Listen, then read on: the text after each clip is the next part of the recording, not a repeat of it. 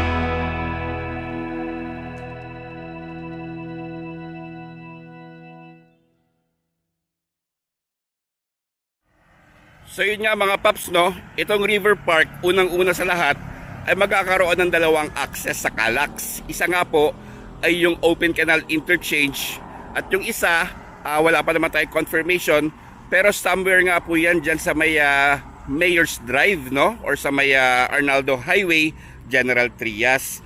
Also, dito nga po sa 600 hectares nitong sukat nitong River Park, 70 hectares nga po doon ay nakaalat lang, no, or naka-reserve lang para nga po sa parks and greenways. Also mga paps, magkakaroon nga rin po ito ng kauna-unahang community na i-feature nga po ang isang integrated river and parkside. At ano-ano nga po ba ang mga iba pang aasahan natin dito? Siyempre, yung isa sa, or actually, siya na yung pinakamalaking SM sa Calabarzon, no? At dito nga po itatayo yon sa River Park North, kung saan magkakaroon nga po ito ng ibang disenyo, no? So ang SM nga po ito, or ang SM na ito, magkakaroon po siya ng design na glassy compared nga po dun sa mga nakasanayan nating SM na box type. Aside from that, IKEA, General Trias, magkakaroon nga rin po dito, Manila Doctors Hospital, Mitsukoshi Mall, no? Church, Universidad, International School, at isa nga pong 2.5 kilometer Central Park. At ang maaari naman pong itayo sa kabila, no, is mga high-end residential towers, hotels, at yung kaabang-abang na branded, no? Branded, mga paps, International Theme Park. Well, pag sinabing branded, ano bang nasa isip natin? Sana mala Universal Studio, Disneyland, no? Let's hope. Tsaka syempre mga iconic na mga office buildings, Daiken-Yama. Tsaka yung residential niya na kung saan marami na nga rin pong bumili ng lupain. Yun nga po yung Yume, no? Luxury Village. And also mga paps, by 2024 ay sisimula na nga po yung pag-construct nitong SM. At by 2024 din ay maaaring buksan na nga po yung bike trail nitong River Park. And syempre yung central or yung pinaka park is baka by 2027. So atin nga po itong bibigyan ng updates, no? And also magbibigay din tayo ng updates soon doon naman sa kabilang side, which is yung River Park South.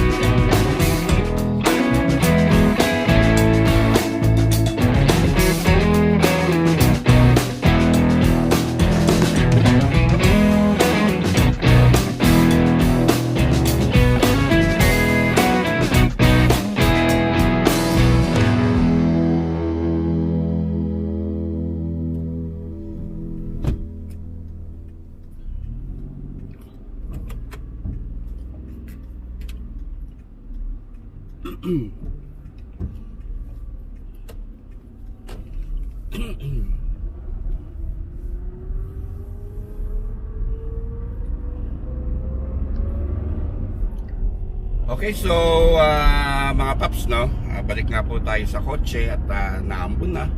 Well, anyway, itong River Park North ay dito nga po ito sa may Lancaster, New City, no.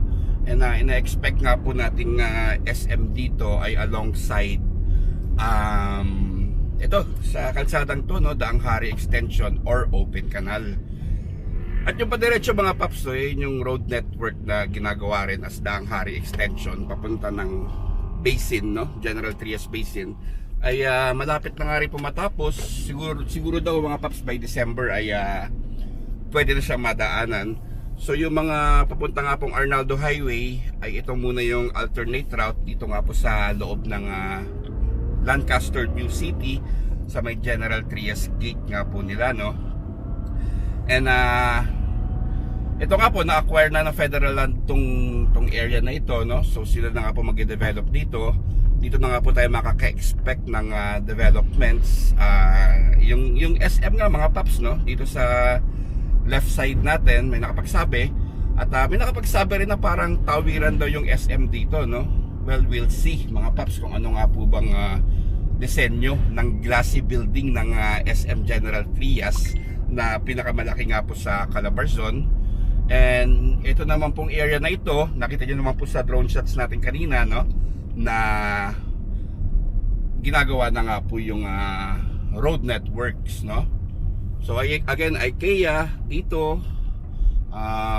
Yume, no, yung pangyayamanin na bahay. Dito nga rin po yun, no, sa may Navarro area nga po yun mga paps. So ito na nga po yung road network nila mga paps.